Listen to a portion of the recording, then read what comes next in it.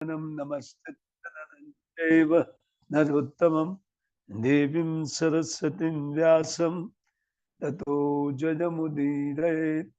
नष्टप्रायेषु भद्रेषु नित्यं भागवत सेवया भगवतीरुत्तमश्लोके भक्तिर्भवति नैष्टिकी। तो आज श्रीमद् भागवतम का हम लोग 26वें अध्याय का लास्ट श्लोक का हम लोग उच्चारण करेंगे। विप्रलब्धो महिषेशो महिषेवं सर्व प्रकृति वंचितः निच्छन अनुकरोत्यज्ञ क्लेब्यात् क्रीड़ा मृगो यथा। विप्रलब्धो ठगा गया, महिषेवं अपनी पत्नी के द्वारा, सर्व प्रकृति वंचितः उनकी सब प्रकृति प्रकृति ने उनको उनकी समस्त प्रकृति उनको ठगने नेक्षण नहीं करने लगा। आज्ञा मूर्ख क्लेब्यात्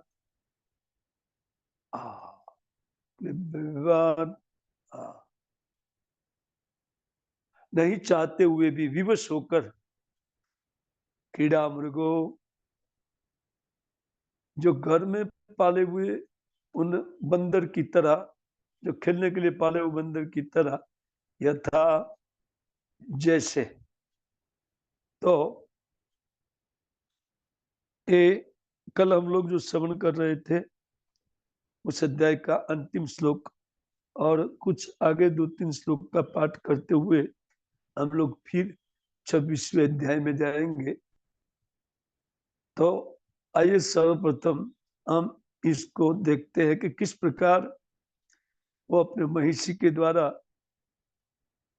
ठगा जाकर के उनकी समस्त प्रकृति उनसे विपरीत काम करने लगी और इच्छा नहीं होते हुए कहते वो मूर्ख विवश होकर के एक खिलवाड़ करने के लिए पाले हुए बंदर की तरह वो उन बुद्धि जो कहती उस प्रकार नाचने लगा। अज्ञान जन जलाकया चक्षुरुन्मिलितं येन तस्मै श्रीगुरुवे नमः। श्री चैतन्य मनोभीष्टं स्थापितं येन भूतले सोऽयं रूप कदा मह्यं ददाति स्वपदान्तिकम्। वन्देऽहं श्रीगुरौ श्रीयुतपदकमलं श्रीगुरून् वैष्णवांश्च श्रीरूपं साग्रजातं सहगण रघुनाथान्वितं तं सजीवं साद्वैतं सावधूतं परिजन सहितं कृष्ण चैतन्य देवं श्रीराधा कृष्ण पादां सहगण ललिता शिवशाखनवितंश्च मुखं करोति वाचालं पंगुं लंघयते गिरिं यत्कृपातमहं वन्दे परमानन्दमाधवम्। जयतं सुरतपङ्गौरमम मन्दमतिर्गति मत्सर्वस्वपदाम्भोजो श्रीराधा मदन मोहन वाञ्छाकल्पतरुभ्यश्च कृपा सिन्धुभ्य एव च पतितनं पावनेभ्यो वैष्णवेभ्यो नमो नमः। श्री कृष्ण चैतन्य प्रभु नित्यानंद श्री अद्वैत गदाधर शिवासादि श्री गौर भक्त वृंद। हरे कृष्ण कृष्ण कृष्ण हरे हरे, हरे राम राम राम हरे हरे। हरे कृष्ण।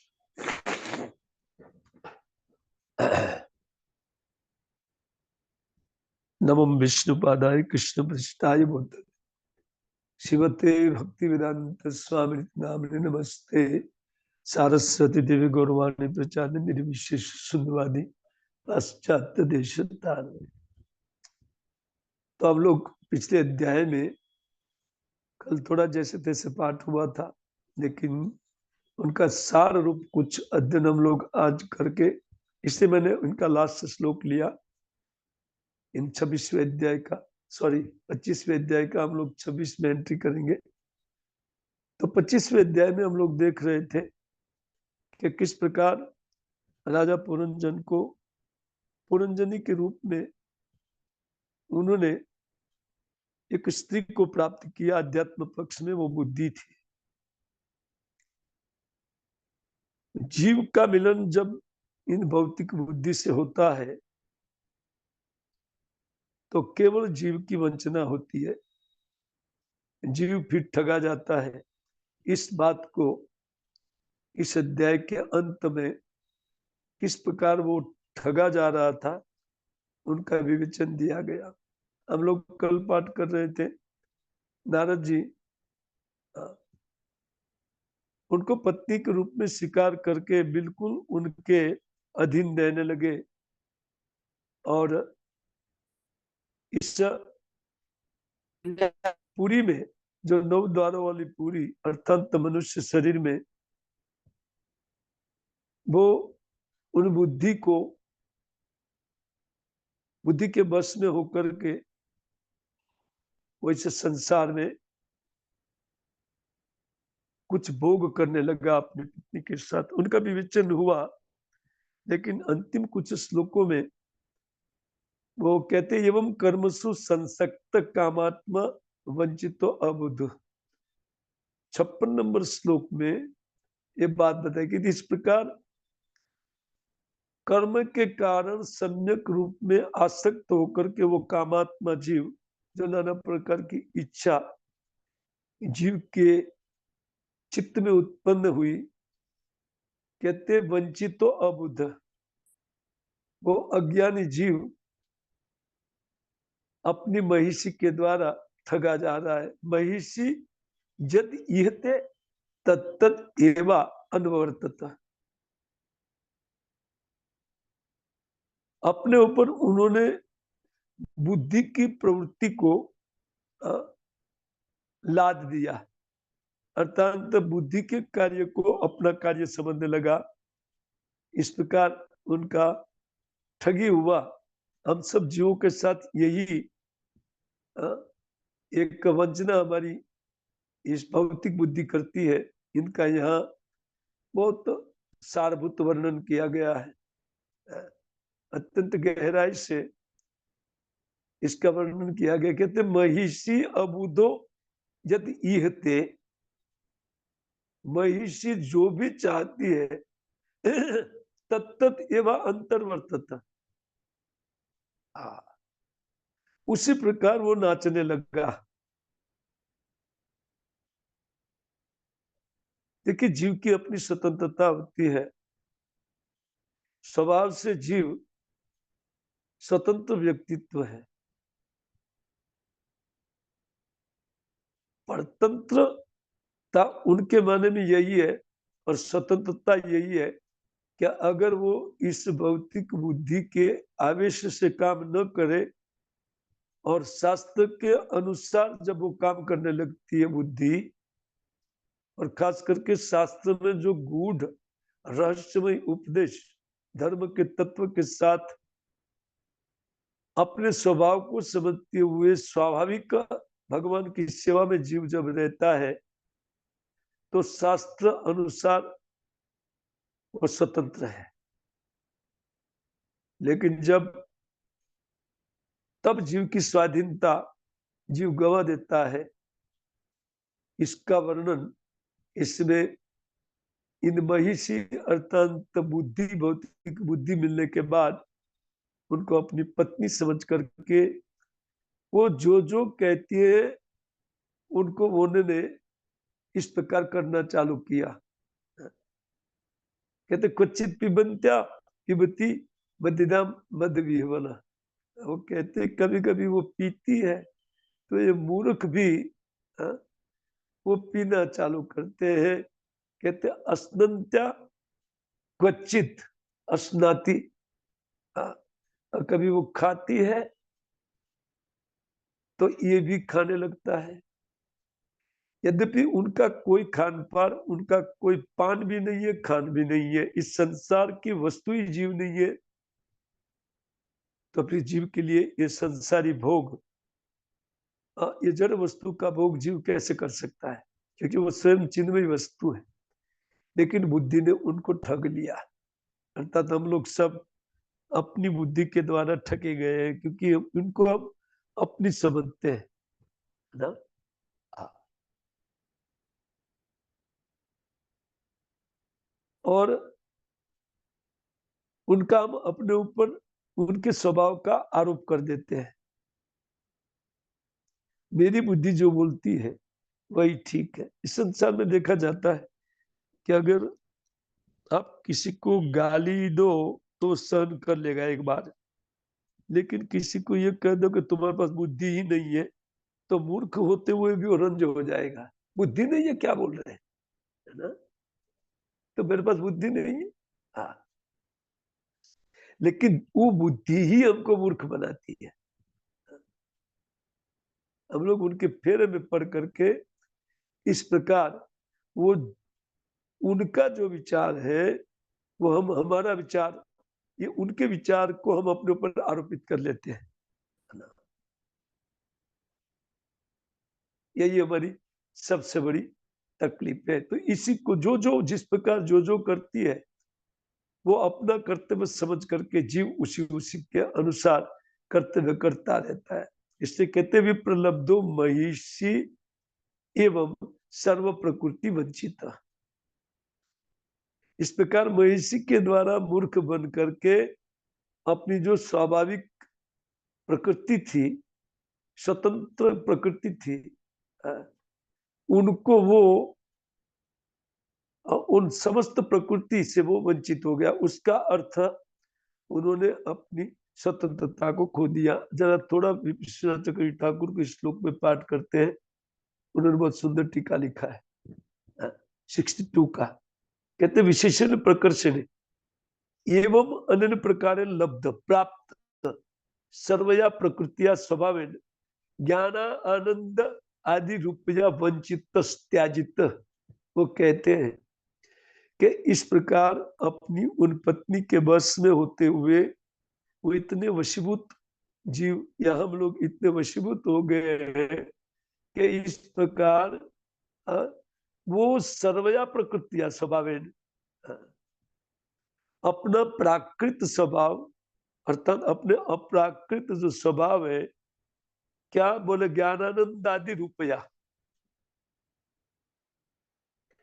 स्वाभाविक जीव को ज्ञान है, आदि का अर्थ स्वाभाविक वो आनंदमय है, स्वाभाविक भगवान का वो सब प्रकृति से सर्व प्रकृति में सब प्रकृति से जीव ठगा गया।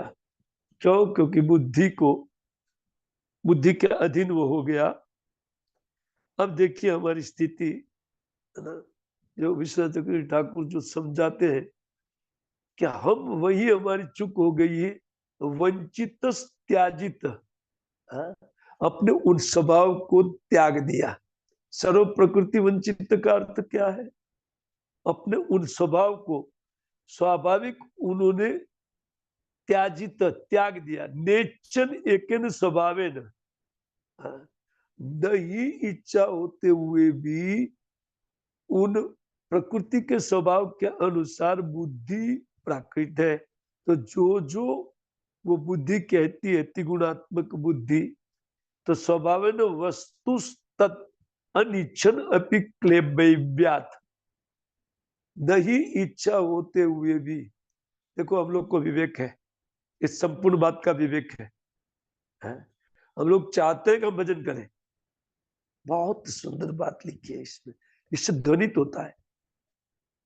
ये लिखा नहीं विश्वनाथ चक्रवर्ती ठाकुर ने, लेकिन हमारी समझ के लिए एक बहुत सुंदर बातें इनसे उपदेश शिक्षा मिलती है। हम सब लोग ये जानते हैं कि हम आत्मा है एक, हम ये जानते हैं कि बुद्धि प्राकृत है, और जो भी विचार हमारे माइंड में उठता है वो त्रिगुणात्मक है। और जीव की इन 3 गुणों के ऊपर कोई असर पड़ती नहीं है, उनका स्वभाव अप्राकृत है। लेकिन केवल बुद्धि के अधीन होने के कारण हमारी परिस्थिति विकृत हो गई है। कैसे? तो बोलते सॉरी, वस्तुस्तत् अनिच्चन अपि, नहीं चाहते हुए भी, केवल्यात का अर्थ विवश होकर के हम करते हैं। देखो हम सब जानते हैं भजन करना चाहिए, भोग नहीं करना चाहिए, लेकिन विवश होकर के हम उसमें लगे रहते हैं। बहुत सुंदर बात लिख रहे, नहीं चाहते, नेचन अनुकरोमी इति अज्ञ, नहीं इच्छा होने पर भी हम उस दूषित बुद्धि का अनुकरण कर लेते हैं। क्यों? बोले केवल्यात, केवलया क्लेब्यात, अर्थांत विवश होकर के, और कोई कारण नहीं, विवश होकर के कर लेते हैं। विवश कैसे करती है बुद्धि? उनके अधीन हम हो गए हैं।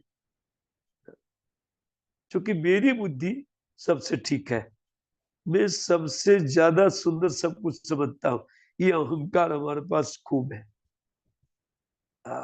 भजन करते हुए भी इस अहंकार को हम लोग शिथिल नहीं कर पाए हैं।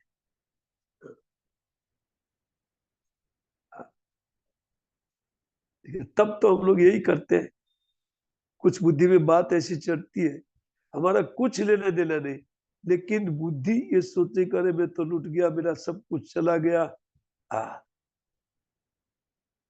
जैसे धन इत्यादि या बिजनेस में कुछ हम लोग नुकसान करते हैं, तो ये सोचे कि हमारा नुकसान है, क्योंकि बुद्धि कहती है कि आपने नुकसान किया, है ना? हमारा क्या नुकसान है? अरे नुकसान तो उनका होता है, हानि तो उनकी हुई अगर जो कुछ साथ में लेकर के आया है, लेकिन हम तो कुछ लाए नहीं। क्या हानि है? ये हम नहीं सोचते हैं कि ठीक है ठीक है, अगर वो हो गया तो हो जाने तो बहुत अच्छा हुआ, भजन करेंगे शांति से। नहीं, ये विचार हमारी बुद्धि में नहीं आता है। इसको कहते विवशता, विवश होकर के कीड़ा मृगो यथा, विवश होकर के हम नाचते रहते बुद्धि के पीछे। कैसे होता है? कहते अतएव एवं अज्ञ, कहते अतः एवं अज्ञ, ये मूर्ख हो गया है। आत्मन अनात्म परमात्म ज्ञान हीन, अपना ज्ञान गवा दिया, परमात्म तत्व का ज्ञान उनके साथ चला गया, अपने ज्ञान के साथ चला गया। नेचन अनिचन अपि, नहीं इच्छा होते हुए भी पारतंत्रात कीड़ा मृगो यथा अनुकरोति। श्रीमद सुखदेव कृत सिद्धांत प्रति ये बातें लिखते हैं। विश्वनाथ चक्रवर्ती ठाकुर लिखते हैं कि पारवश्य प्रापकात परस्मात स्वभावात, दूसरे के स्वभाव को, प्रकृति के स्वभाव को कहते हैं अनुकरोति। क्योंकि बुद्धि तो प्राकृत है, उनके पास जो स्वभाव है वो प्राकृतिक गुणात्मक स्वभाव, सात्विक राजसिक तामसिक 3 प्रकार की बुद्धि होती है। तो उनका अनुकरोति, उनका अनुकरण करते, तद धर्म आत्मनम अध्यस्यति, उन प्राकृत धर्म को अप्राकृत आत्मा में अधिष्ठित कर लेते हैं। अध्यास्ति का अर्थ होता है अपने ऊपर लाद लेते हैं,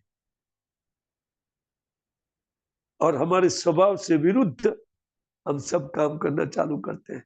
इसको कहते सर्व प्रकृति वंचिता। ये जो शब्द है बहुत महत्वपूर्ण है। यद्यपि उन सारे श्लोकों में बहुत सारे शब्द के ऊपर टीका लिखी है, लेकिन उनमें हम नहीं जाएंगे।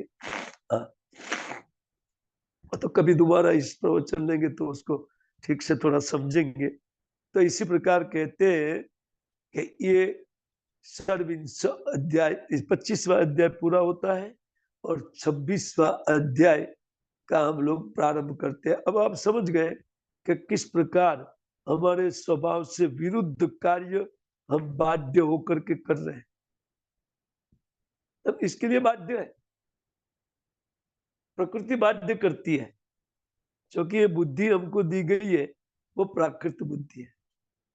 आइए अभी इन प्राकृत बुद्धि के साथ रहते हुए ये जीव जो कार्य करता है, जिस प्रकार कार्य करता है, और कभी इन बुद्धि को में थोड़ा बहुत विवेक होता है, उन विवेक को त्याग करके भी जीवात्मा उनका लंघन करके भी उन तमोगुण के वशीभूत हो करके अपनी इन सुंदर बुद्धि का त्याग करके किस प्रकार व्यवहार करने लगता है, उसको इस 26वें अध्याय में बताते हैं। कृष्णा चक्रवर्ती ठाकुर उनके लिए क्या शब्द यूज करते हैं, सुनिए। धार्मिक जीवस्य दैवात तामस भावात षड्विंशे सद्दीय त्याग पुनः प्रापित वर्ण्यते। इस 26वें अध्याय में क्या वर्णन करेंगे, बोले जीव धार्मिक होते हुए भी दैव से या कुछ पूर्व जन्म के पाप के कारण धार्मिक होते हुए भी तामस भाव युक्त हो जाते हैं, विषयों के पीछे अंधे हो जाते हैं, है ना। तो कहते सर्विन से सद्धिय त्याग, सद्बुद्धि का भी त्याग करते। ये प्राकृत बुद्धि 3 प्रकार के, सात्विक, राजसिक, तामसिक। सात्विक बुद्धि जो होती है, सात्विक और रजोगुण से मिश्रित बुद्धि, उनको भी सद्बुद्धि कहा जाता है। लेकिन तामसिक व्यक्ति दुर्बुद्धि, अपने उन सद्बुद्धि का त्याग करके जो वर्तन होता है, जो हमारा कार्य होता है, वो कहते पुनः प्रापित वर्ण्यते, पुनः इस सद्बुद्धि को वो प्राप्त करता है। प्राकृत सद्बुद्धि है, अप्राकृत नहीं है। प्रकृति के अंतर्गत सत्व गुण है, लेकिन सत्वगुण रजोगुण से मिश्रित बुद्धि भोग में लगती है तो उसमें कुछ सदाचार का विचार होता है, कदाचार उसमें दिखाई नहीं देते। लेकिन वो अर्थात वो शास्त्रोक्त तो भोग करते, भोग भी करते हैं लेकिन शास्त्र के अनुसार। लेकिन तमोगुण स्वभावात दैवात तमस भावात, चक्रवर्ती लिखते हैं कि भाग्य से या पूर्व जन्म के दुर्भाग्य को दूषित कर्म करने के कारण हमारी बुद्धि तामसिक हो जाती है, अर्थात सद्बुद्धि का त्याग हो जाता है। ये 26वें अध्याय में किस प्रकार सद्बुद्धि का त्याग करके पुनः उन सद्बुद्धि को प्राप्त करते हैं, या सात्विक बुद्धि को प्राप्त करते हैं, उसका विवेचन यहाँ किया गया है इसमें। आइए नारदवाच अब प्रारंभ हो रहा है। नारद जी महाराज प्राचीन परिषद को बताते हैं कि स एकदा महेश्वासो रथम पंचासु आसु आसुगम। वो कहते हैं एक दिन की घटना है कि वो अपने धनुष बाण हाथ में लेकर के अपने रथ पर सवार होकर के 5 महान वेग से दौड़ने वाले घोड़े जिस रथ में लगा हुआ है, उस रथ को लेकर के द्विशम द्विचक्रम एकाक्ष रथ का वर्णन है। त्रिवेणुम पंचमंदुरम, 3 श्लोक है इसके विषय में। एक रस में एकदम एक नीडम द्विकुमरम पंच प्रहरणम सप्तवरुथम पंच विक्रमम हेमो उपस्करम आरुह्य स्वर्ण वर्माक्ष येषुधि एकादश चमुनाथ पंच प्रस्थम अगदात, सॉरी कैसे, पंच प्रस्थम अगाध वनम।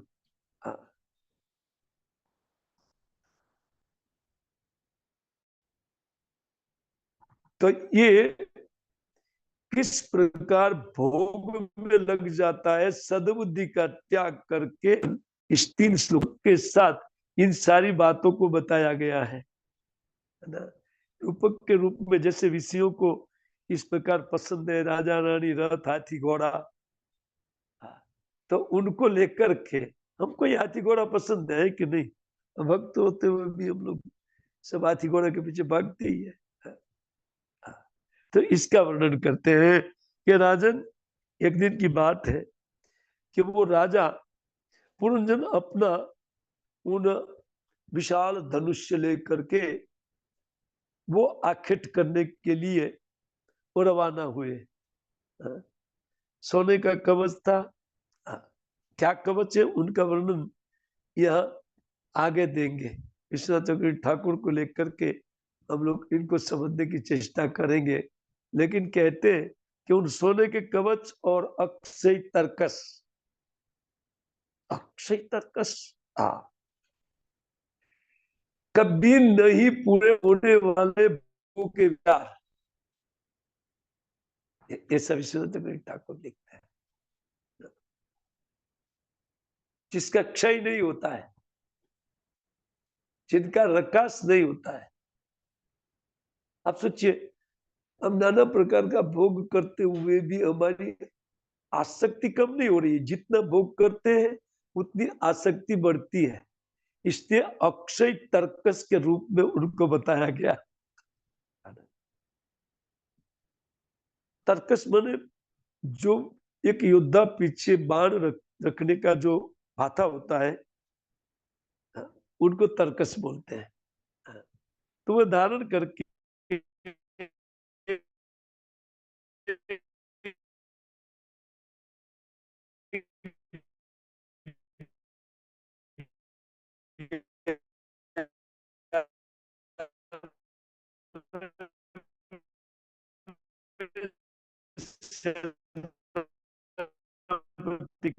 साथ 5 घोड़े के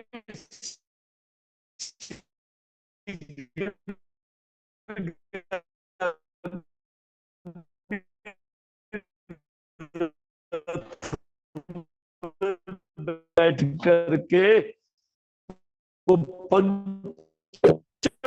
प्रस्ताव बन में गया और उस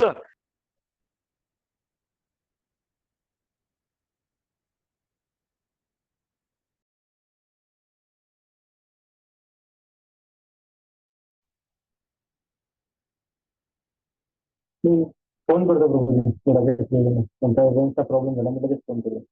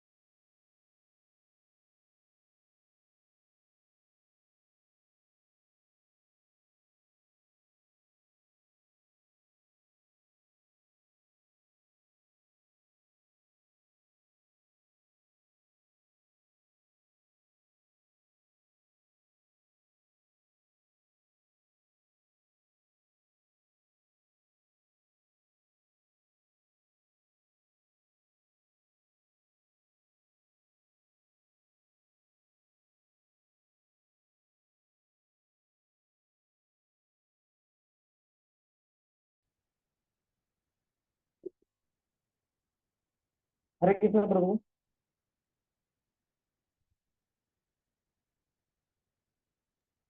हरे कृष्णा.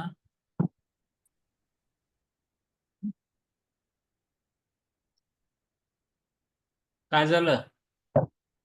प्रभूजी तिथं रेंजचा प्रॉब्लेम आहे. मी काय म्हणते, व्हिडिओ जर आपण ऑफ ठेवला आणि ऑडिओ फक्त जर ऑन केला ना, प्रभूजी आलेत, व्हिडिओ दिसतोय, पण जर इंटरनेट प्रॉब्लेम असेल ना तर फक्त ऑडिओ चालू असेल तरी चालेल. नाही तर तो इंटरनेट प्रॉब्लेम आहे माझा, जी ऑडिओ आणि व्हिडिओ दोघांना प्रॉब्लेम आहे ना. वॉइस मुकुंद, हाँ अभी ठीक है. अभी ठीक है मुकुंद. Yes yes. हरि बोल. लाली फोन करे છે વારંવાર, આ ડિસ્ટર્બ થાય છે, એટલે આને ફોન કર જલ્દી.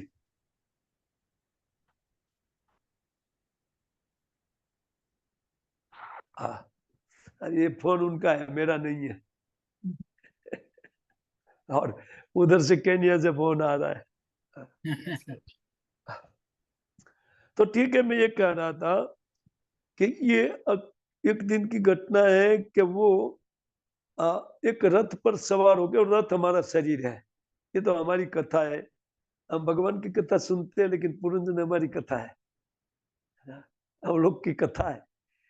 तो एक बार ये राजा पुरंजन 5 वेगवान घोड़े जिनमें जुते हुए थे, 5 ज्ञानेन्द्रिय रूप, है ना, तो उस रथ पर सवार होकर के वो निकला आखेट के लिए। आखेट का अर्थ शिकार होता है, और शिकार करना शास्त्र में कभी भी वैध नहीं है, लेकिन राजा लोग को कुछ छूट होती है। इस प्रकार जीव का थोड़ा स्वतंत्र भाव होने से कुछ उनको स्वतंत्रता दी गई शास्त्र ने, कि आपको भोग करना है तो कैसे करना है, शास्त्रोक्त विधि से सद्बुद्धि योग, सद्बुद्धि युक्त भोग। तो वो भोग शास्त्र के अनुसार होना चाहिए, अपने अनुसार, अपने मन के अनुसार नहीं।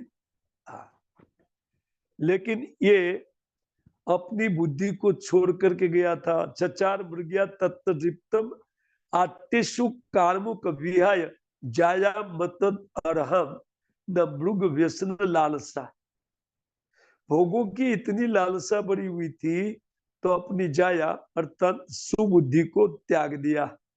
विहाय जायाम अतत अरहम, कहते हैं वो गर्व के साथ अपनी इस सद्बुद्धि को त्याग करके, ऐसा होता है जब बुद्धि भयंकर कुछ आवेश चढ़ता है भोगों का, तो इस प्रकार सद्बुद्धि का व्यक्ति त्याग देता है, या सद्बुद्धि को कुछ बात नहीं सुन करके दुर्बुद्धि के वश में आकर के शास्त्र से विरुद्ध कार्य करना प्रारंभ करता है। भोगों की लालसा के कारण ये सब होता है। इसी बात को यह वर्णन कर रहे हैं। लेकिन वो रथ का वर्णन यह जो दिया गया है, वो कहते हैं कि उन विशाल धनुष, सोने का कवच, अक्षय तर्कस और धारण करके 11वें सेनापति के साथ उन 5 घोड़े के शीघ्रगामी रथ में बैठ करके पंच प्रस्थ नाम के वन में गया। और उस रथ में 2 इर्षाद अर्थात दंड थे, 2 पहिए, 1 दूरी, 3 ध्वज दंड, 5 दूरिया, 1 लगाम, सारथी, 1 बैठने का स्थान।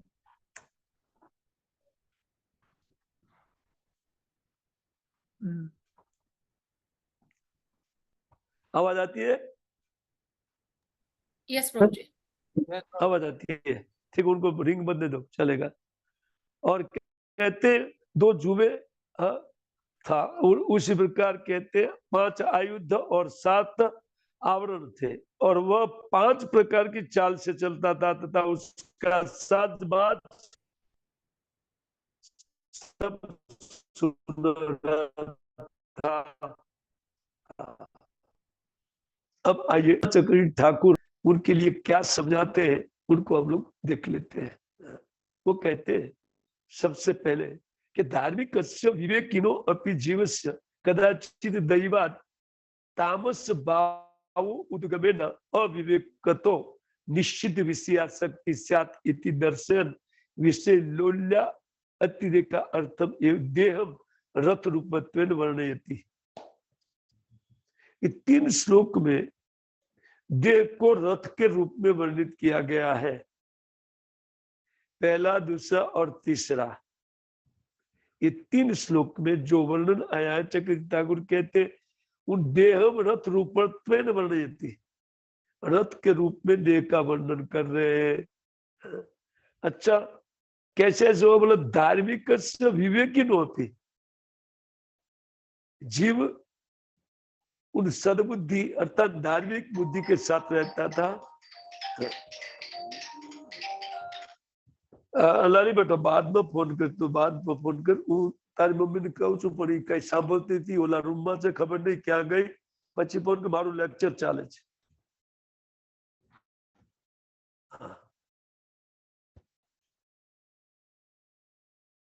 तो वो कहते हैं कि धार्मिक, यद्यपि वो धार्मिक है, विवेकी होते हुए भी जीव का कदाचित दैवात कभी कभी भोग की अत्यंत प्रबल लालसा से वो तामस भाव में चला जाता है।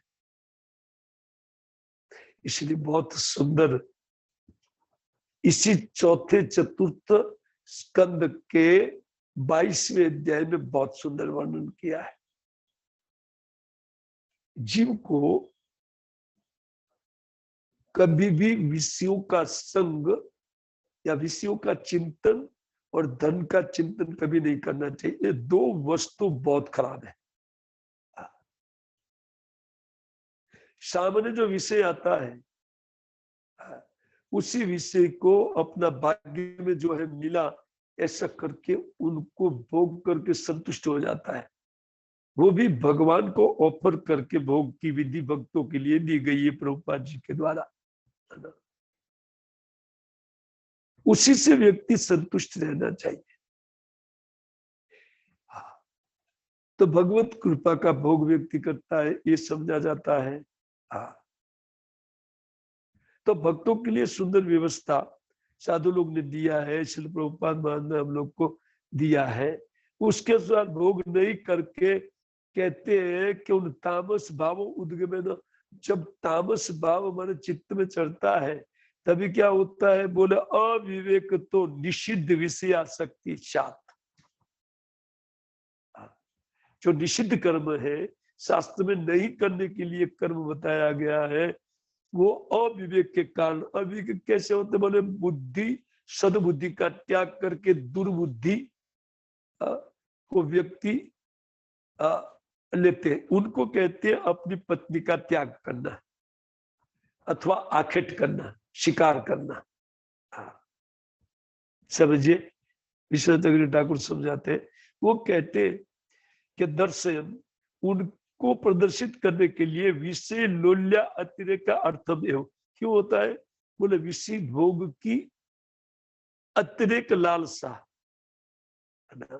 कि कोई व्यक्ति एक प्रकार का भोग भोग रहा है, लेकिन वो सोच रहे हैं कि दूसरे लोग तो सब प्रकार की वस्तु का भोग करते, तो मैं भी क्यों न करूं।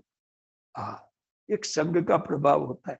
इसलिए भक्तों की संगति में, उसमें भी सदाचारी भक्तों की संग में व्यक्ति को रहना सीखना चाहिए। जिसके जीवन में कदाचार दिखाई नहीं पड़ता है, ऐसे भक्तों की संगति व्यक्ति को करनी चाहिए। कहते इन लोभ का अतिरिक्त इसी से होता है। मैं कह रहा था कि 22वें अध्याय में आप लोग पाठ कर लीजिए, 21 नंबर श्लोक से आप लोग श्लोक देख लीजिए। वहां पर ये सारी बातें लिखी गई है।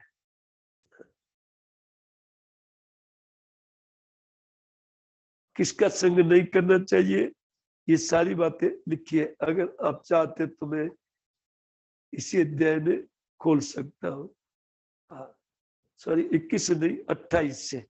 आत्मानम इंद्रियार्थम च परम यदि उभयोर अपि सत्यासे उपाधि वेपुमान पश्यति न अन्यथा। इसी श्लोक से लेकर के आप 35 नंबर नहीं 34 नंबर श्लोक तक 28 से 34 का पाठ परफेक्ट समझ जाएंगे कि क्या हमारे साथ हो रहा है और क्यों हो रहा है। आत्मानम इंद्रियार्थम च परम यद उभयोर अपि। जब आत्मा अर्थात जीवात्मा उन माइक बुद्धि के साथ रह करके इंद्रियों के विषय में चिंतन करता है, इंद्रियार्थम च परम, उन जीव पर है, प्राकृत वस्तु नहीं है। लेकिन मन और इंद्रियों का संयोग जब होता है, यदि उभयोरति, ये दोनों जो है उनका संग, तो कहते होते हुए सत्य आशयो उपादो वै पुमान पश्यति। तब एक उपाधि उत्पन्न होता है, क्या, कर्तापन का भाव और भोग का भाव। ये दो उपाधि आ जाता है। क्योंकि मन से इंद्रियों का चिंतन, या इंद्रिया जब फंस जाती, कैसे फंसती है उनका भी विगतवार वर्णन ये 4-5 श्लोक में है। मैं आपको एक दिग्दर्शन बात करा रहा हूं, आप वहां जाकर के पाठ अवश्य कीजिए अगर इस वस्तु को ठीक से समझना है तो, है ना। तो कहते वो सत्य आश्रय, यदि भी जीवात्मा परम होते हुए भी या उससे ऊपर होते हुए भी एक उपाधो, एक अहंकार उत्पन्न होता है, इन दोनों के साथ आते एक अहम भाव, कर्तापन का भाव होता है, तो तब कहते हैं पुमान पश्यति अन्यदा, अपने से भिन्न एक दर्शन करता है, वो है इस शरीर का दर्शन और वो है इन भोगों का दर्शन, अन्यथा नहीं होता है, ना अन्यथा।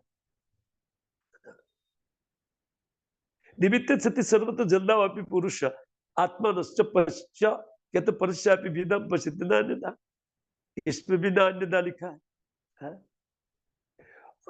देखो जब तो आईना है तब प्रतिबिंब पड़ता है,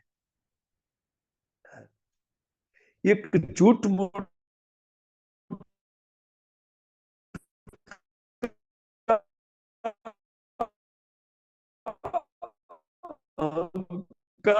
जब माया भरती है हमारे चित्त में, निमित्त सती शब्द है, निमित्त होते हुए सर्वत्र जलदाव अपि पुरुष, अगर वो नहीं होता है तो प्रतिबिंब स्वरूप है, और उसका कार्य कैसे होता है, बोले आत्मानम च परस्यापि भिदम पश्यति, वो तब अपने और पराये का एक भेद उत्पन्न होता है, क्योंकि अहंकार जो होता है, तो अहंकार की पृष्ठभूमि क्या है, इतनी गुणात्मक बुद्धि, भोक्तापन का भाव जहां उत्पन्न होता है, ना अन्यथा, अगर ये नहीं है तो नहीं होगा। इसलिए कहते हैं इंद्रिय विषय आकृष्ट आक्षिप्तम, होता क्या है, हाँ, कि व्यक्ति की इंद्रियां विषयों के प्रति आकृष्ट हो जाती है, आक्षिप्तम ध्यायता मन, जब विषयों में इंद्रियां लग जाती है तो मन से उन विषयों का ध्यान होना चालू होता है, और धीरे धीरे मन चेतना भरते बुद्धे, फिर मन क्या करते हैं, बुद्धि की चेतना का हरण कर लेते हैं। कैसे, बोले स्तंभत्वयम् इव हृदयात्, जैसे सरोवर के तट के ऊपर बहुत बड़े पेड़ पौधे सरोवर का जल खींचते रहते हैं, उसी प्रकार बुद्धि की जो एक ध्रुव स्मृति है, मैं आत्मा हूं, शरीर के साथ मेरा संबंध नहीं है, ये ध्रुवा स्मृति को बुद्धि बोलते हैं। ये बुद्धि की चेतना को मन हरण कर लेता है, क्योंकि विषयों का ध्यान करते, इंद्रियों का ध्यान मन करता है और इंद्रिया आक्षिप्त होती है विषयों में, तब कहते भ्रष्यन्ति अनुस्मृति चित्तम। हाँ, इसके कारण क्या होता है, चित्त की जो ध्रुवा स्मृति, मैं आत्मा हूं, ये जो स्मरण होता है वो भ्रष्यन्ति, उनका नाश होता है, और ये ज्ञान का नाश, ज्ञान वृक्ष, इसको कहते हैं ज्ञान, ध्रुवा स्मृति को ज्ञान बोलते हैं, लेकिन ज्ञान का नाश हुआ तो स्मृति क्षय, स्मृति का क्षय हो जाता है, तदरोधम कवय, उसी को बुद्धिमान या विद्वान व्यक्ति अवरोध मानते हैं। प्राहुर आत्मानम अपनवम अवात्मन, कहते हैं व्यक्ति का वो अपने से अपने पैर में कुल्हाड़ी मारने की तरह है। हाँ, न परतरो लोके पुंस स्वार्थ व्यतिक्रम यद्यन्यस्य न प्रेयस्तम आत्मन स्व व्यतिक्रमात्, कहते इस संसार में जिसके कारण वस्तु प्रिय लगती है वो है आत्मा। उन आत्मा को भूल करके स्व व्यतिक्रमात्, उनको अपने से भूलना, प्रेयस्तम आत्मन, वो जिस आत्मा के कारण प्रियता का बोध होता है, संबंधियों में, वस्तु विशेष में, भोगों में भोग प्रिय लगते हैं, जिस आत्मा के कारण। बुद्धि तो जड़ है। बहुत सुंदर समझाया है। अगर इसको कोई समझ लेगा ना, वो कम से कम इस विचार को जैसे अप्लाई करेगा ना, उनका मन हट जाएगा लोगों से। बहुत सुंदर विचार है इसमें। मैं उनका अनुवाद कर लेता हूँ। तो कि तद रोधम कवय, उनको कहते हैं, कभी लोग विद्वान व्यक्ति कहते हैं कि अपने ही हाथ से अपना अधोगति, उसी को कहते हैं कि कभी लोग कहते हैं प्राउर आत्मानम अपनव आत्मन, अपने आप अपना नाश जीव कर लेता है, क्योंकि उन अनुस्मरण को निरंतर या ध्रुवा स्मृति को वो खो देता है। मैं आत्मा हूं। क्यों? किस फेरे में? बुद्धि के फेरे में। क्योंकि बुद्धि की चेतना को मन ने हरण किया, मन को हरण किया इंद्रियों ने, इंद्रिय विषयों के प्रति आकृष्ट। अब देखिए, ना अत परतर लोग पुंस स्वार्थ व्यतिक्रम, कहते इस संसार में इससे बढ़कर जीव का स्वार्थ हानि कौन बड़ा हो सकता है? इससे बढ़कर स्वार्थ हानि संसार में जीव के लिए क्या है? और वो अपनी ही हाथ से हम लोग करते हैं।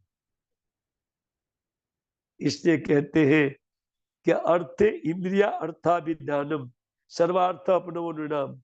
जब व्यक्ति इंद्रियों को विषयों में जाने देते हैं, तब कहते हैं या इंद्रिय अर्थ विषय अथवा अर्थ अभिध्यानम, विषयों का चिंतन इंद्रियों से करना ही नहीं चाहिए, या मन से। मन तब भागता है जब इंद्रियां विषयों में फंसती है। तब कहते सर्वा अर्थ अपनवो निनाम, समस्त सर्वार्थ धर्म अर्थ काम मोक्ष चारों से वो गिर जाता है।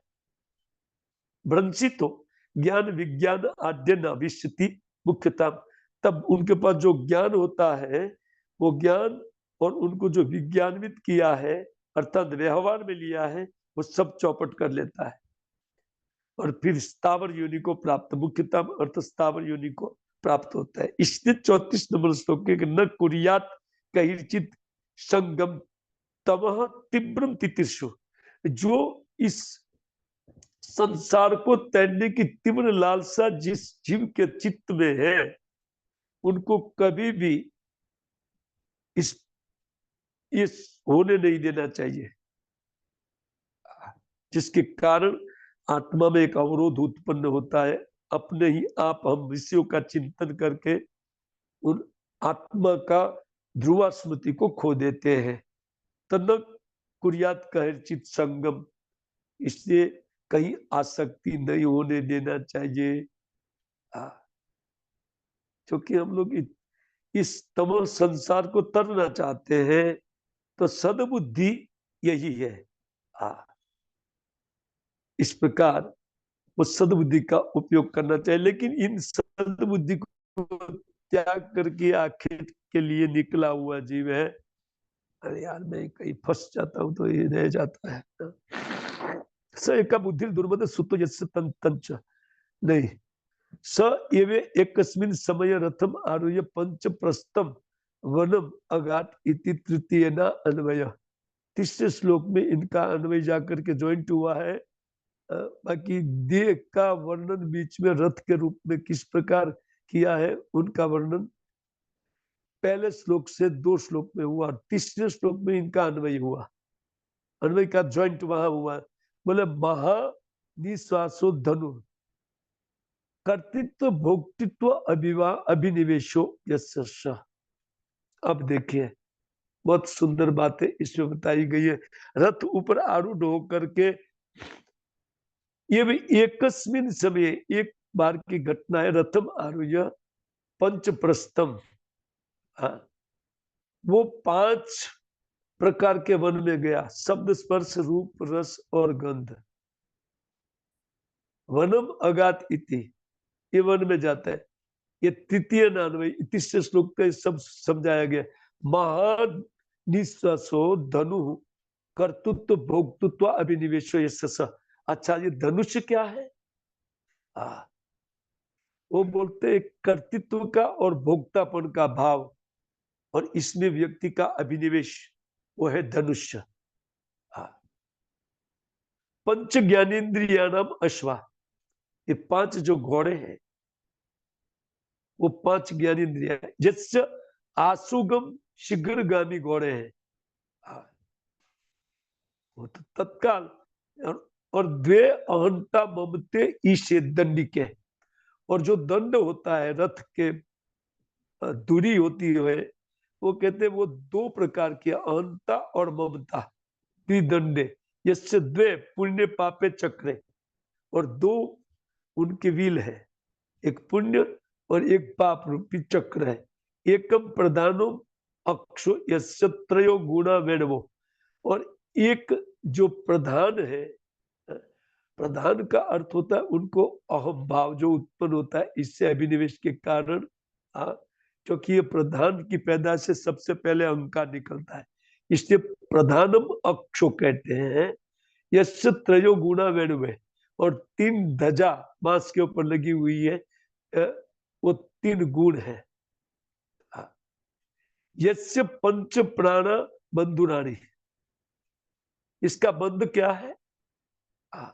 कुछ लकड़ी के साथ रथ को ज्वाइंट करने के लिए कुछ बांधा जाता है, तो उनका बंध क्या है? बोले 5 प्राण निबंध रानी। यस्य एकम मनोह रश्मि, और लगाम मन को बताया। प्रगृहो यस्य, और वो ग्रहण किए मन के द्वारा। एका बुद्धिर दमन सुतो, वो एक बुद्धि का दमन कर रहा है, जैसे पिछले अध्याय में मैंने बताया, 22वें अध्याय में जो बात की थी। सुतो यस्य तस्य तंच तंच, वो जहां जहां बुद्धि ठीक विचार देती है उनको काट करके वो तामस विचार देता है। एकम हृदय नीडम रथिना, और उनका बैठने का स्थान जो है वो हृदय है। जीव को बैठने का स्थान, नीड माने घोंसला, हृदय है।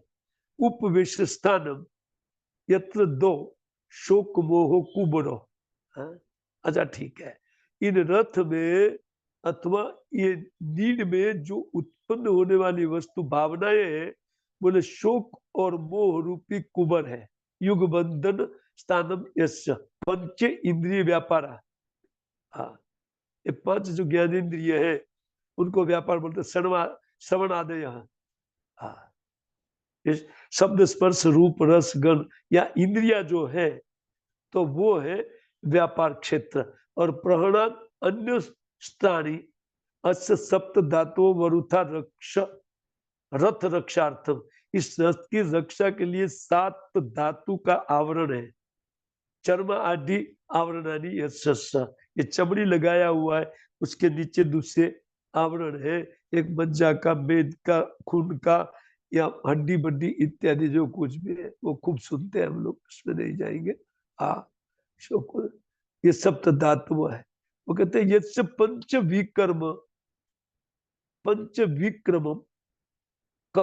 कथा पक्ष है, ये कथा के पक्ष में 5 विक्रम, विस्तृत विक्रमम 25 विस्तारे अध्यात्म पक्ष से पंच कर्मेन्द्रियाणि विक्रमा गमन आदि, शीघ्र चलने वाली, ये कहते 5 घोड़े। यस्य हेमो उपस्करम स्वर्णमय उपरि छद्म, कहते वो सुवर्णमय था, लेकिन उनका अध्यात्म पक्ष क्या है? हेमा हिम संबंधिनी उपस्करा अति जाड्याद स्फूर्त एवं परिच्छदा यस्य स्वर्ण वर्मा रजोगुण कवच। रजोगुण का कलर भी पीला है, इसलिए इसकी उपमा दी गई है कि जब सतगुणी बुद्धि को बिल्कुल त्याग करो, बिल्कुल रजोगुण में बुद्धि डूब गई, प्योर रजोगुण में, तो इसलिए वो आखेट के लिए चला।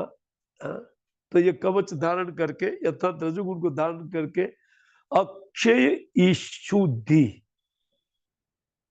अनंत वासना, ये अक्षय जो तर्कस था जिनमें कई तीर थे, तो वो क्या है, बोले जीव की वासना, ये अनंत वासना।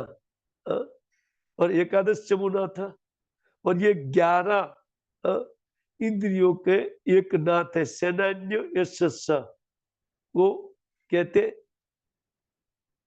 अध्यात्म पक्ष एकादशो मन रूपिश्च चमुम पति यशस्स, मन ये सेनापति है इन इंद्रियों के, और वासना हेतु मनस प्रग्रहत्व संकल्प विकल्प आत्मकस्य मनसो, उन वासना के लिए मन में जो संकल्प और विकल्प उठता है, तो मनसो बृहद बलत्वेन वक्ष्यमाणस्य चमुनाथत्वम इति विभाग।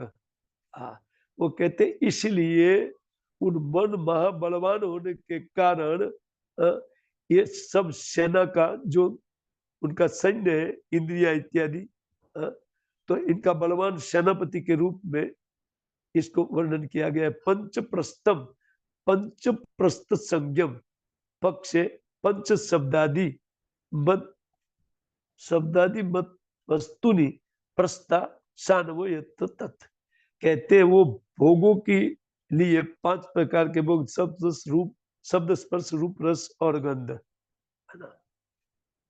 मृगियाम पर दारागमन आदि शुभ पापम। अब देखिए वो मृगिया करने के लिए जाते, 34 श्लोक में कहते चचारम मृगियाम तत्र दृप्त आतेषु कामुक, कार्मुक लिखा है, यह शब्द है कार्मुक। वो कहते कि वो फिर इस रथ में जाकर मृगिया करने लगा। मृगिया का अर्थ दिया है इसमें श्री विश्वनाथ चक्रवर्ती ठाकुर ने कि मृगियम पर दारागमन आदि पापम, ईशवो राग द्वेषादय, कार्मुक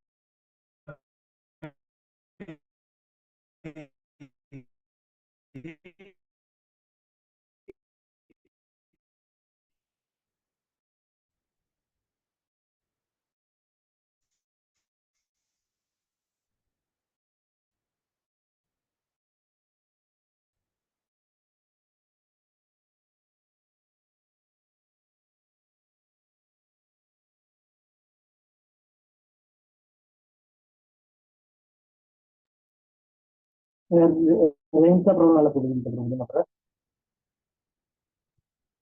आम्ही थांबा इथं डिस्कनेक्ट होतो.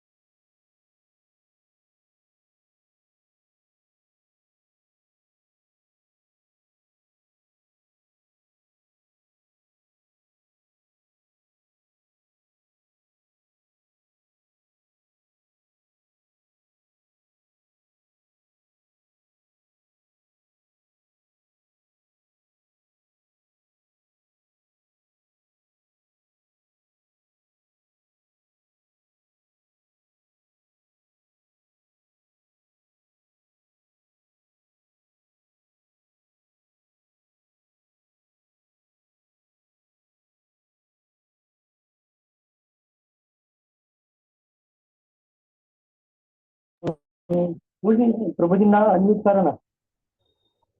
किया ना, आया आवाज, मेरा आवाज सुने पड़ता है। Yes yes yes yes yes प्रभुजी. अब हमारे परतंत्रता है, क्या करें, हमने सामने बीच में नेट आ गया है, टूटता रहता है ना। हाँ, तो इतना सुंदर विषय है, उनको यार कभी एकदम फुर्सत में लिया जाएगा ये तो विस्तार से, क्योंकि अपनी कथा बहुत कम बताई गई है ना। ये पुरंजन उपाख्यान अपनी कथा है, तो कार्तिक में हम लोग अपनी कथा उठा करके बैठ गए। कृष्ण है उठा सुन थोड़ा कर दो न तो लगा दो न तो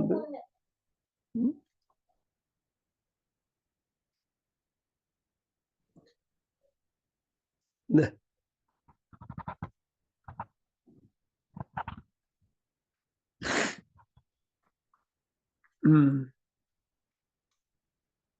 तो इस प्रकार वो सद्बुद्धि का कैसे त्याग करता है अपनी कामना के कारण, और पूरी मजा, क्योंकि मृग व्यसन लालस, भोगों की जो अत्यंत लालसा, उनके लालसा के कारण विहाय जाया मत अरहम, तो उन्होंने अपनी उन सद्बुद्धि को भी उन्होंने त्याग कर दिया। आसुरी वृत्ति में आश्रित्य घोर, फिर कहते हैं उन भयंकर स्वभाव उनका हो गया, उन आसुरी वृत्ति माने रजोगुण को, रजोगुण का आश्रय करके कहते निर अनुग्रह, बिल्कुल वो दया नाम की चीज उनमें नहीं रह गई, है ना। हनन कहते अशितेर बाणेर वनेशु वन गोचरान, उन्होंने अनेक अनेक पशुओं को तीखे बाण मार करके फिर उनका वध किया। आइए उन कथा अध्यात्म पक्ष में जो कुछ बातें लिखी गई है विश्वनाथ चक्रवर्ती ठाकुर के द्वारा, उनको हम थोड़ा श्रवण कर लेते हैं। न्यहनन इति बाणादि करण हिंसादि पापम कृतवानिति अर्थ, अपने बाणों के द्वारा जो उन्होंने हिंसा किया, उन हिंसा का वर्णन 5वें श्लोक में लिखा गया है। कौन आचार्य विस्तार से लिखते हैं इसको, याद करो। घोरात्मा दुष्ट चित्त बाणे वासना रूपे वनेशु भोग स्थानेशु वन गोचान शब्दादि रूपान मृगान न्यहनत, न्यहनत। वो कहते हैं कि उन शब्द आदि रूप जो मृग है, इन मृगों का उन्होंने भोग किया शब्द रूप में।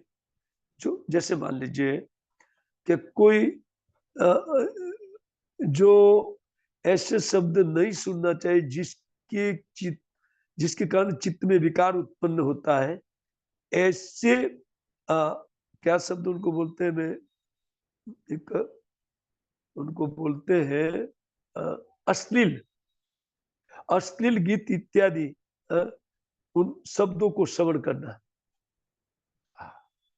जिसके कारण चित्त में नाना प्रकार की वासना का उत्पत्ति स्थान जिनके कारण होता है ना। तो इत्यादि कहते हैं, इसने शब्द लिखा है, इस आचार्य ने बहुत समझ करके ये शब्द आदि लिखा है।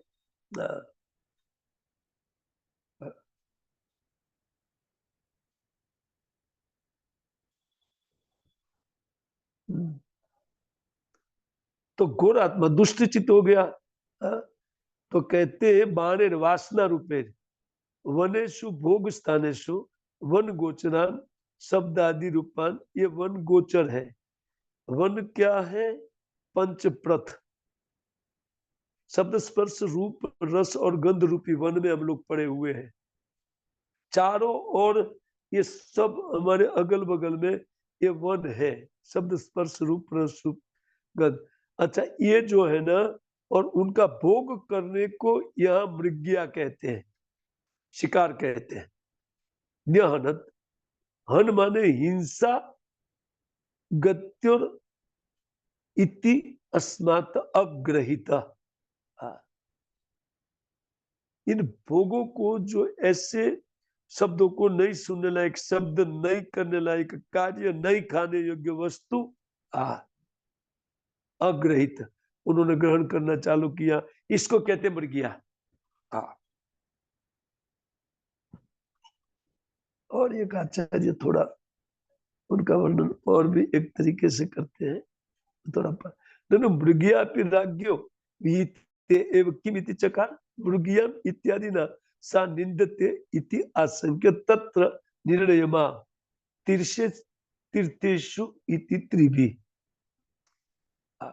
वो कहते ठीक है, मृगिया उन राजा के द्वारा जो शिकार होता है वो किस प्रकार का होता है, किस प्रकार उन्होंने शिकार किया।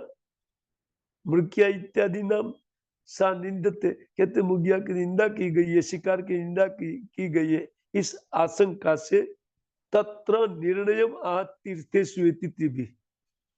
तीर्थ माने शास्त्र, शास्त्र उनको किस प्रकार भोग करने के लिए कहते हैं। हाँ, उनको आने वाले आगे 3 श्लोकों में अर्थात 6, 7 और 8, ये 3 श्लोकों में उनका वर्णन करते हैं। हाँ, यद्यपि इन्होंने अपनी पत्नी का त्याग कर दिया, सद्बुद्धि का त्याग कर दिया, और ये रजोगुण वाली बुद्धि लेकर के या रजोगुण को अपना करके सद्बुद्धि का त्याग करके अपने महिषी को छोड़ करके वो जंगल गया था, है ना, वो पहले बता दिया गया। अब इसमें ये कुछ बातें लिखते हैं, इसमें ननु मृगिया अपि राज्ञो विहिते। ठीक है, राजा के लिए तो शिकार करना तो वैध है, इति आशंका तत्र निर्णय महा। इसलिए आगे के 3 श्लोक में ये निर्णय बताया, न ही मृगिया शास्त्रेण विधीयते तस्या राग प्राप्तत्वेन विधीयत्वा योगात्। बोले शास्त्र ने ये विधि नहीं दी गई है कि कोई व्यक्ति दूसरे पशु का हिंसा करे, लेकिन राजा लोग का इस स्वभाव को नियंत्रित करने के लिए शिकार इत्यादि या राजा को कभी कभी दंड देना पड़ता है।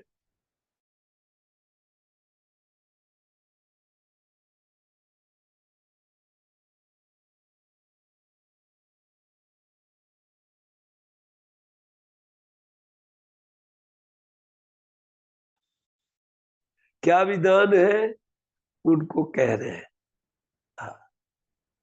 किस प्रकार विधान है, नहीं मृगिया शास्त्र विधेयते तस्या राग प्राप्तत्वेन विधीयत्वा योगात्।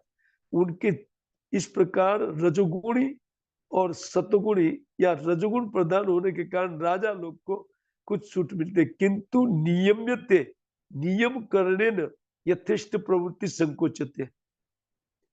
लेकिन नियम पूर्वक करने से क्या है, बोलते नियम पूर्वक एक अर्थ है शास्त्र में जो रीति बताई गई उस रीति से करना चाहिए। जैसे मान लीजिए कि हम स्त्री संग करते हैं तो बच्चे उत्पन्न करने के लिए स्त्री संग है, साफ मालूम पड़ता है ये सब कुछ, है ना, और बाकी अवैध माना जाएगा, है ना, बाकी वो शिकार माना जाएगा।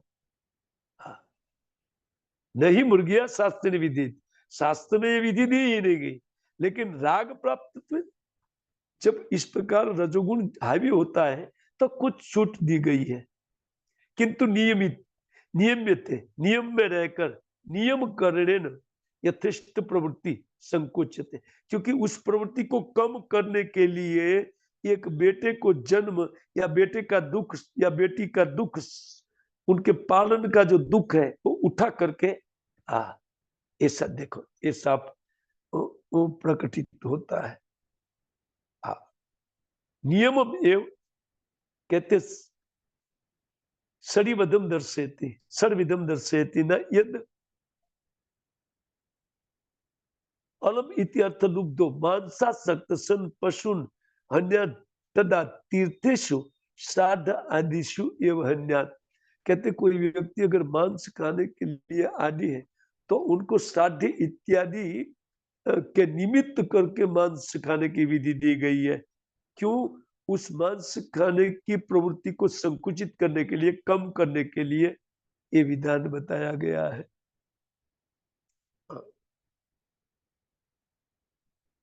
वो कहते हैं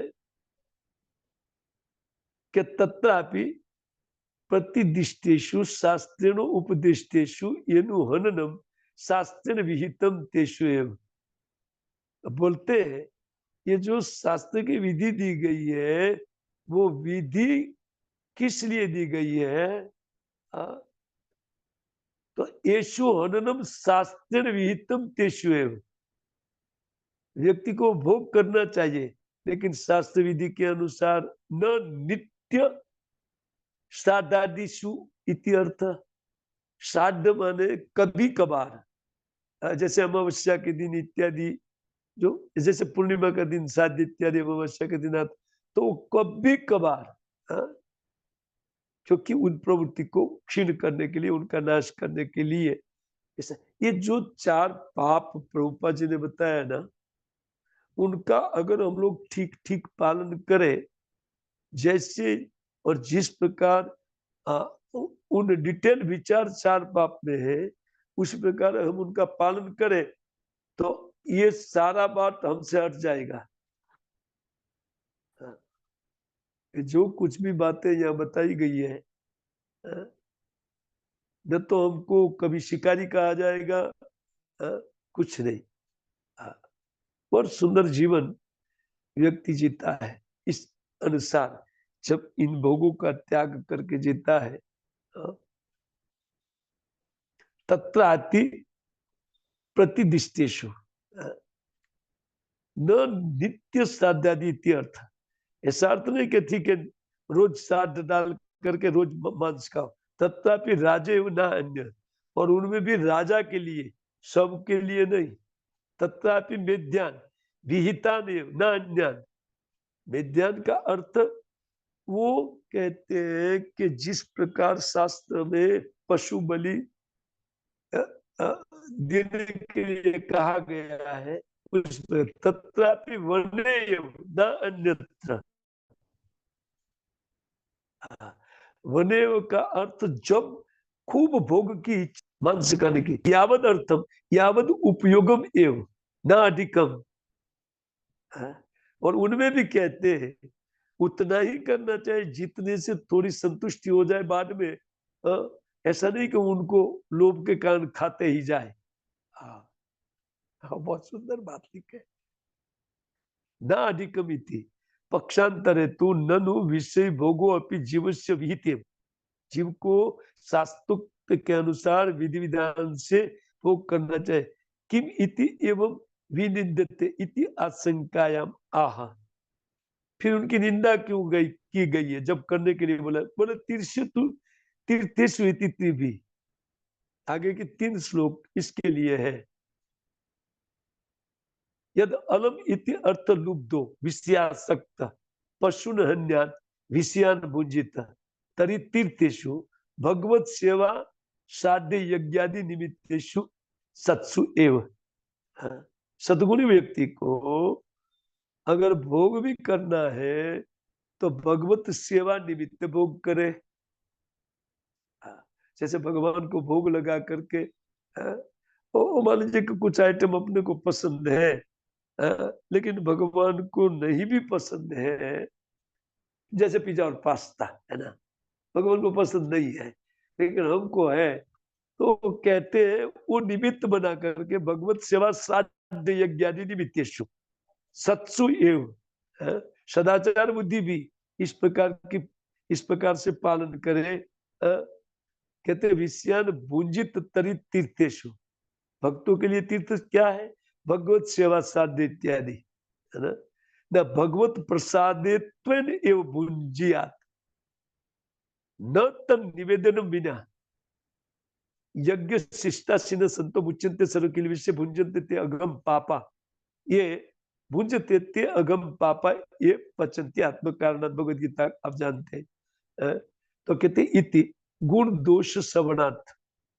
इसमें गुण दोष का श्रवण इस प्रकार भगवद गीता में मिलता। तत्रापि शास्त्रेण प्रतिदिष्टेषु न स्वयं कल्पितेषु। उसमें भी पदार्थ शास्त्र में लिखा हुआ होना चाहिए, अपनी इच्छा के अनुसार नहीं। बहुत डीप में समझा रहे। अब देखो हम लोग का हम लोग तो प्रसाद के रूप में क्या क्या खाते रहते हैं, है ना। तो प्रसाद है, महाप्रसाद है गोविंद नमो ब्राह्मणे, आने दीजिए जो कुछ भी है। न स्वयं कल्पितेषु, आपको जो पसंद है नहीं, तथापि शास्त्रेण प्रतिदष्टेषु न स्वयं कल्पितेषु, अपनी इच्छा के अनुसार नहीं, शास्त्र के अनुसार। तथापि मेध्यान योग्यत्वेन हितान एव, फिर भी कहते मेध्यान। मेध्यान शब्द मेध माने जो यज्ञ में आहुति दी गई, अर्थात भगवान को ऑफर किया, लेकिन योग्यत्वेन हितान एव, हमारे शरीर के लिए हितकारी है कि नहीं, ये देख करके। न स्व अभिलाषितान, अपनी अभिलाषा के अनुसार नहीं करें। और निषिद्धान अपनी के स्वाभिलाषिता, एक मिनट, निषिद्धान अपनी कहते अपनी अभिलाषा के अनुसार निषिद्ध वस्तु को नहीं खाना चाहिए जो शास्त्र में। तथापि वने विहिते देश काले अर्धांत, जब भोग की तीव्र लालसा हो गई है, जो आइटम भक्तों को नहीं खाना चाहिए, लाल मिर्च, तो लाल मिर्च कभी कभार डाल दिया जाए, बहुत इच्छा होने पर थोड़ा डाले, ज्यादा नहीं, है ना, थोड़ा डाले।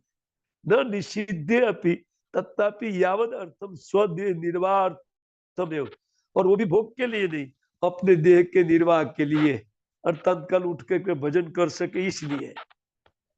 ये नहीं कि खा के सो जाए, उनके बाद में 6 बज जाए 8 बज जाए फिर भी उठे न, इस प्रकार का खाना नहीं खाना।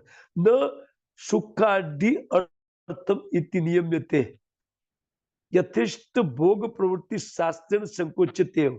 तो शास्त्र में भोग प्रवृत्ति को संकुचित करने के लिए ये सारी बातें बताई गई है। न विषय भोगो जीवस्य विधीयते, राग प्राप्तत्वाद अनर्थ हेतुत्वाद इति अर्थ।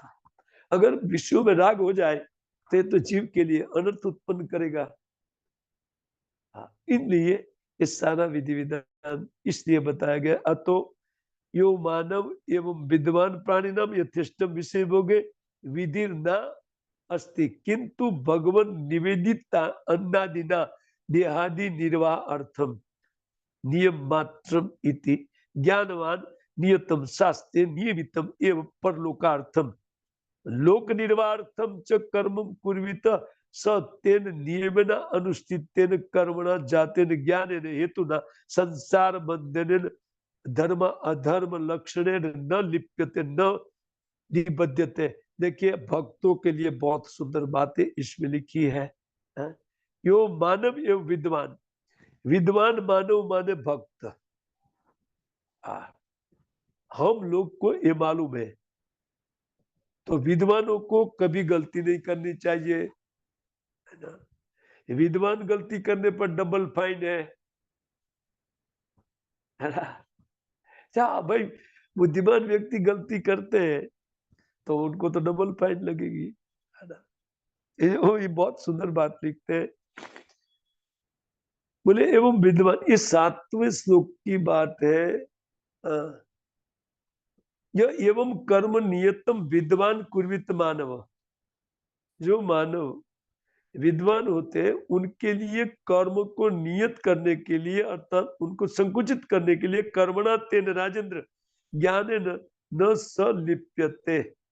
राजेंद्र कहते उन कर्मों, उन कर्म का संग दोष उनको फिर न लगे, इस विचार के साथ कर्म भोग करना चाहिए। इसके लिए यह लिखा गया है भगवान निवेदिता अन्नादिना देहादि निर्वाहार्थम, वो भी देह के निर्वाह के लिए, देह के निर्वाह के लिए, क्योंकि भजन हो सके। नियम मात्रम इति ज्ञानवान नियतम शास्त्रे, ज्ञानवान व्यक्ति अपने आप को शास्त्र के अनुसार संयमित करे। नियमितम एव परलोकार्थम एव, अपनी भक्ति को ध्यान में रखते हुए हमारे लिए परलोक क्या है, बोलते भगवत प्रेमी के लिए कम से कम परलोक वैकुंठ है। लोक निर्वार्थम च कर्म कुर्वित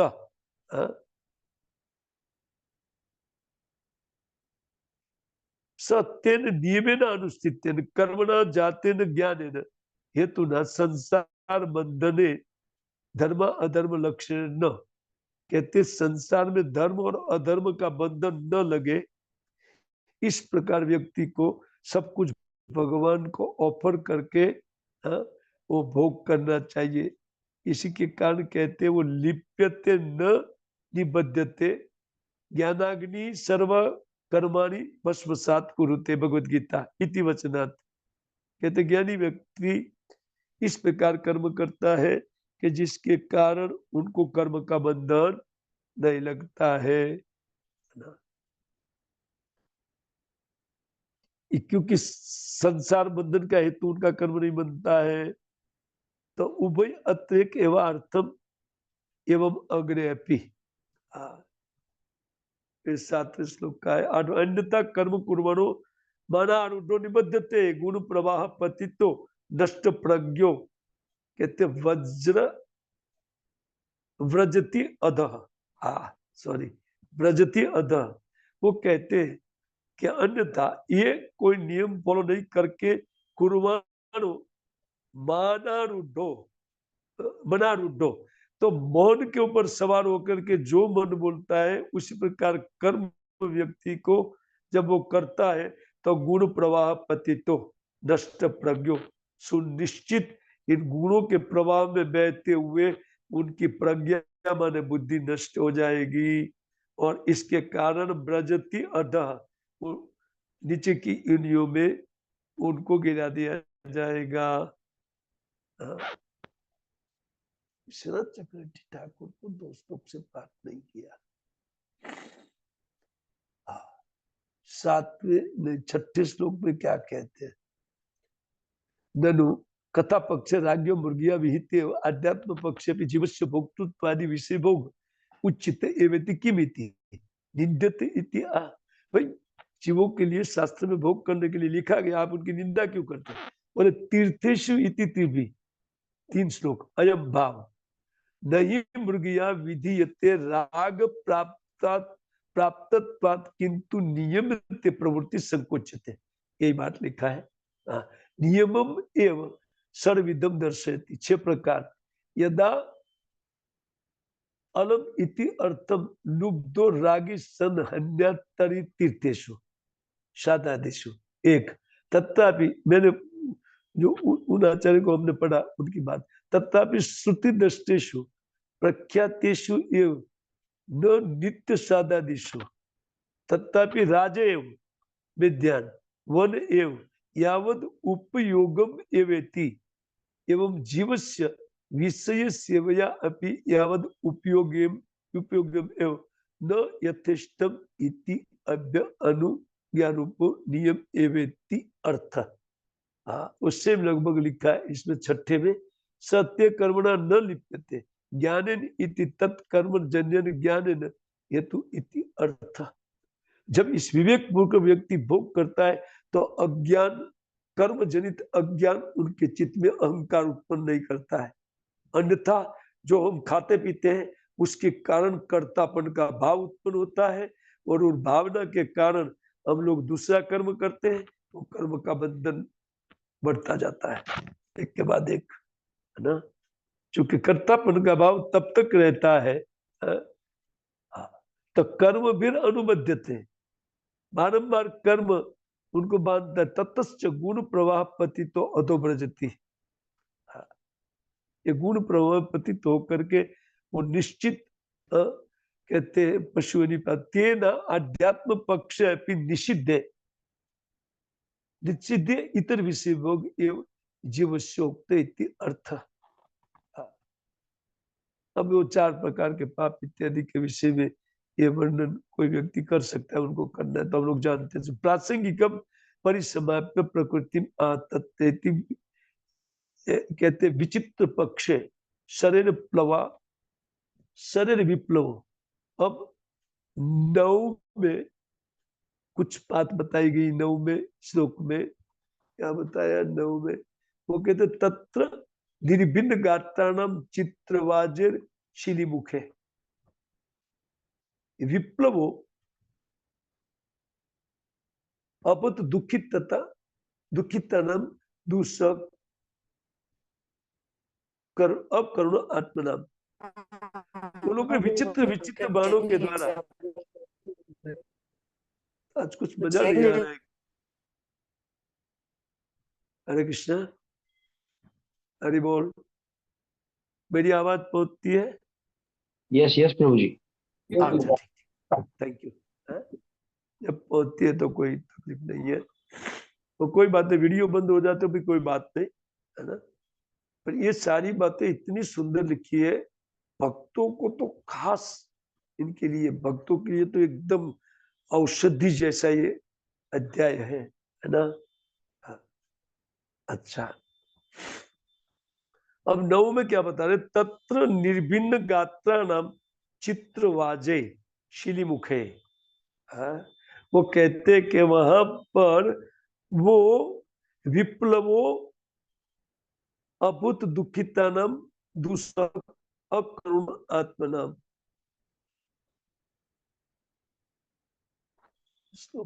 एक मिनट में जा दे। प्रासंगिकम परिसम्याप, इन प्रसंग को समाप्त करने के लिए तो प्रकृताम तत्रेति विचित्र पक्ष शरीर विप्लवो नाश पक्ष अध्यात्म पक्ष विविध दोष युक्त इंद्रिय विधिवत इंद्रिय विविध हिंसादि पापम अकरुण आत्मना अकृपालुनाम अस्मात् दशाम दूषः। इस प्रकार जो भोग करना है वो जीवों के लिए अकरुणा आत्मनाम, जो अपने प्रति करुणाशील नहीं है, आत्मा का नाश करने के लिए तुले हुए हैं, वो भले ही कैसे ही कर्म करे, लेकिन व्यक्ति को भोग नहीं करना चाहिए, अपने प्रति व्यक्ति को कम से कम करुण रहना चाहिए। या नाश तो किसी का नहीं होता है, करना है, भोग होता है। और जो करुणा लिखा है, और करुणा शब्द किस लिए लिखा है, वो तो शब्द स्पर्श रूप रस, ये तो भोग हो रहा है ना। तो अपने प्रति करुणा करके व्यक्ति को ये कार्य नहीं करना चाहिए। इस अर्थ में भी इस बात को ले सकते हैं।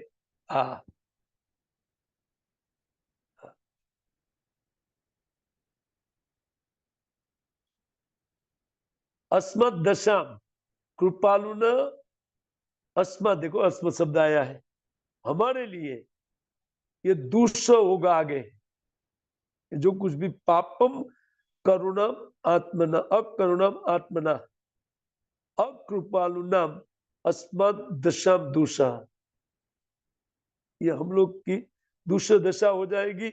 इसलिए अपने लिए व्यक्ति को आत्मा के पर करुणा करते हुए, तो हम ही तो आत्मा है, अतएव एव त्वम एव प्रबोध्यस्य इति भाव।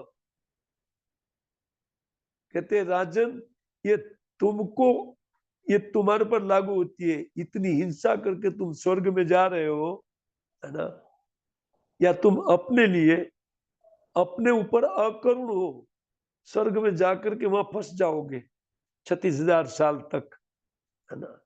और यह वो सुवर्ण युग चला जाएगा 10,000 साल का, है ना, 36,000 साल वहां घुस गए। देखिए, ये बहुत स्पष्ट कुछ विचार है। शशान, वराहान, महिषान, गवयान, रुरुसलकान, ये सब पशु का नाम है। वेद्यान अन्यश्च विविधान, ये कहते विनिग्न श्रम अद्वगाट, ये सब का नाश करते हुए, उनको शिकार करते हुए, वो कहते हैं कि वो अत्यंत उनको थकान लग रही थी, और उनको भूख प्यास भी लगी हुई थी। 11 में ततः छुटपुट परिशांतो निवृत्तो गृहमेयम आन, कहते उन भूख प्यास से क्लांत हो करके वो वापस घर में लौटा। क्या किसको लौटा जाएगा, कैसे लौटा घर में? कृत स्नानो उचित आहार सविशेषगत क्लमः, तो समय तो है, ले लो 2 श्लोक ले लो। हाँ? समय तो है, अभी समय तो है, 10-11 2 श्लोक ले लेते हैं। तो समम अद्य अगाध इति धार्मिक जीवो ही कथनचित दैववशात् किंचित कालम अधर्मम कृत्वा अनुतापम प्राप्त स्यात् इति अर्थ।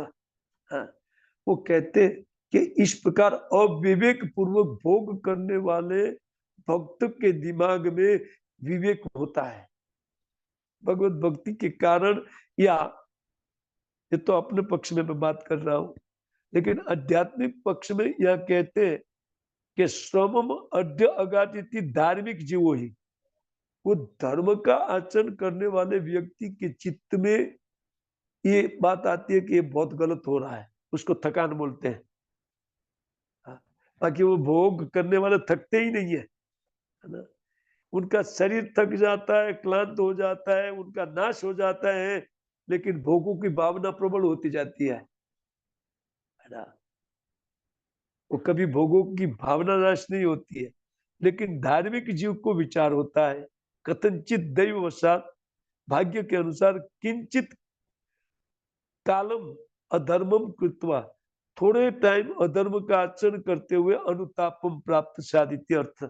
तो उनके चित्त में एक अनुताप उत्पन्न होता है, मैंने बहुत गलत कर लिया। जैसे हम लोग के विचार आता है ना, भक्ति करते हुए कभी गलत कार्य हो गया तो उनका पश्चाताप चित्त में उत्पन्न होता है। ये सतत जब हमारे चित्त में पश्चाताप रहेगा तब सतत भजन चलेगा। 1-2 बार करके फिर वही का वही काम करेंगे, इसे कहते पश्चाताप युक्त भजन। वो तीव्रता से भजन होगा जितना पश्चाताप रहेगा। देखो ये कहते हैं कि कुछ काल तक अधर्म करने के बाद अनुतापम प्राप्त सात इति अर्थ, अरे मैंने बहुत पाप कर लिया, हाँ? तब कहते हैं, तब वो संविशेष गतक्लम, वो थका हुआ माना जाएगा। लेकिन विवेक की व्यक्ति, उन धार्मिक जीव को ये विचार आता है, अधार्मिक लोगों को कोई विचार नहीं है।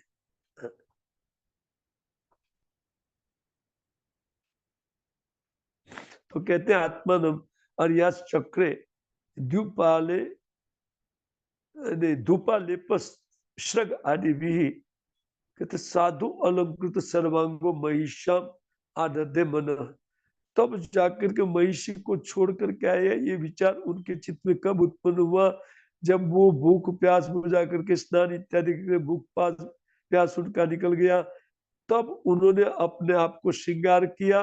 कहते कहते धूप लेपान श्रग इत्यादि माला वाला डाला, और साथ में कहते सुंदर अलंकार से सर्वांग अलंकृत होकर के उनको अपनी महिषी की याद आई, अर्थात वो सुबुद्धि जिनको घर में छोड़ के आखिर के लिए चला गया था। तो तृप्तुर्जिष्ट कहते सुतृप्तश्च कंदर्प आकृष्ट मानस न व्यचष्ट वरारुहाम गृहिणीम गृह मेधिनीम। अब आगे हम लोग चलाएंगे नहीं, लेकिन फिर भी ये 11 नंबर श्लोक तो हम लोग ले ही लेते हैं। आइए थोड़ा देख लेते हैं 11 में विश्वनाथ चक्रवर्ती ठाकुर क्या लिखते हैं, उनको देखते हैं। श्री विश्वनाथ जी 11, क्षुत्तुट परिशांति इति कृतानाम दुष्कृतानाम स्मरण व्याकुल इति अर्थ। जब भूख प्यास से क्लांत माना गया जीव को, ये राजा को, उसका अर्थ ये है कि उनको स्मरण आया कि मैं बहुत दुष्कृति कर रहा हूं। देखो भोगों से जीव विरमित नहीं होता है कभी, लेकिन यहाँ धार्मिक व्यक्ति भी जब अधार्मिक कार्य में लगता है तो उनको एक विवेक उत्पन्न होता है, और भक्त भी कभी नहीं करने लायक कार्य कर लेता है, जैसे 4 पाप में एक आध पाप उनसे हो जाता है, आहा तब तो कितना अनुताप होता है। नहीं, एक मेरा उदाहरण दूं मैं, तो एक दिन मैंने दीक्षा के बाद की घटना है, तो एक दिन मैंने बीड़ी चालू किया, फूकना, सिगरेट चालू किया, बहुत पी रहा था और मन में बात आ रही थी, अरे मैंने दीक्षा लिया। तब मैंने देखा कि वो सपने में पी रहा था, वास्तव में नहीं। जो क्रिया आगे की उनका सपना आता है ना। तब जागृत अवस्था में जब मैं जगा, सिगरेट, 4 नियम नहीं तोड़े मैंने, है ना, सिगरेट नहीं पिया, ये सपना आया था, क्योंकि पूर्व में जो पिया था उनका ये सपना पड़ा था। हाँ, कितना पश्चाताप होता है, अरे नियम टूट गया, इधर उधर हो रहे थे, तब जागृत हो गए, अरे नहीं टूटा, एक तसल्ली होता है। लेकिन वास्तव में किसी का टूट जाता है, उनके चित्त में तो भयंकर पश्चाताप होना चाहिए, है? तो दुष्कृता नाम स्मरण, उनको अपने किए गए दुष्कृति का स्मरण आया, इसलिए वो व्याकुल हो गया। उसको कहते हैं कि भूख प्यास से शांत होना। निवृत्ति इति पापेभ्यो विरत इति अर्थ, इसलिए वो पाप से निवृत्त हो गया। गृहमेयवान इति धर्म मर्यादा विहाय पुनर्धर्म मर्यादायाम स्थातुम इयत इति अर्थ। धर्म मर्यादा का त्याग करके जो भोग कर रहा था, वो वापस धर्म मर्यादा में लौटा, इसको कहते घर में आया। कृत स्नान इति ब्राह्मण आमंत्र पाप प्रायश्चित्तम कृतवान इति अर्थ।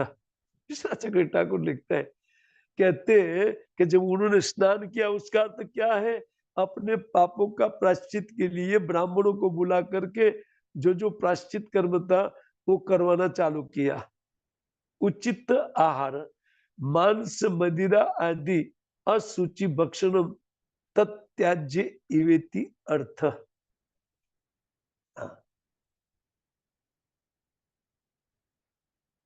तो कहते उसी टाइम जो मांस मदिरा इत्यादि त्याग देता है, सम्मिश्रण किंचित स्थिर भवति अर्थ, वो कुछ स्थिर हुआ जब इन सब का त्याग किया।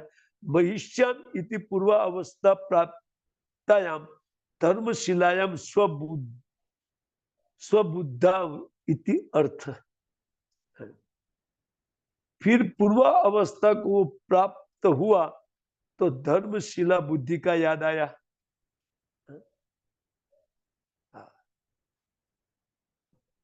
देखिए, इसलिए प्रभुपाद जी जो 4 पाप की शिक्षा दिए हैं, ये सारा का सारा पाप पूरा समाज कर रहा है, पूरा मनुष्य समाज कर रहा है, लेकिन हम लोग उससे बचे।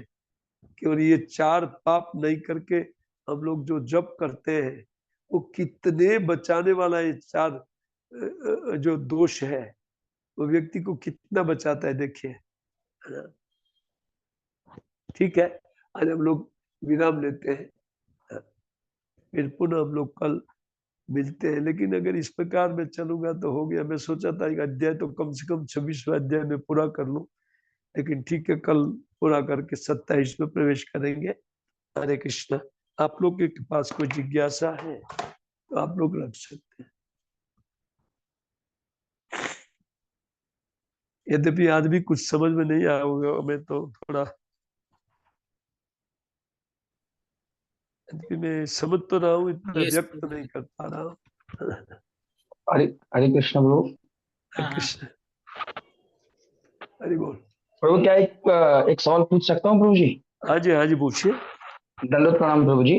प्रभु जी, आपने बहुत ही अच्छी तरीके से बताया कि भक्तों को भोग में नहीं लगना चाहिए, और जब हम भक्ति करते हैं तो ये भौतिक इच्छाएं है, उससे तो हम दूर चले जाते हैं, लेकिन एक प्रचारक होता है, उसकी तरफ माया देवी मान सम्मान और प्रतिष्ठा के रूप में आती है, तो उससे हमें कैसे बचना चाहिए?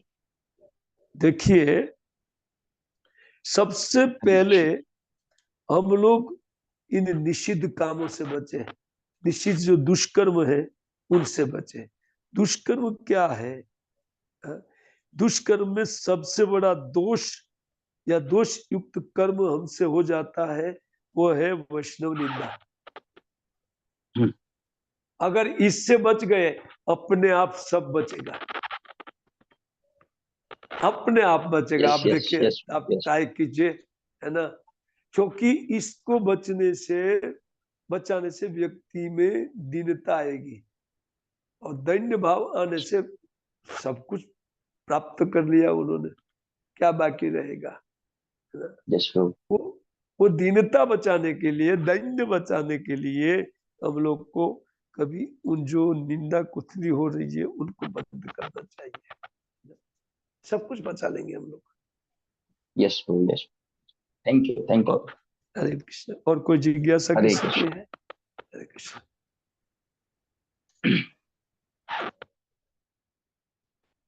ठीक है, फिर कोई जिज्ञासा नहीं तो विराम देते हैं।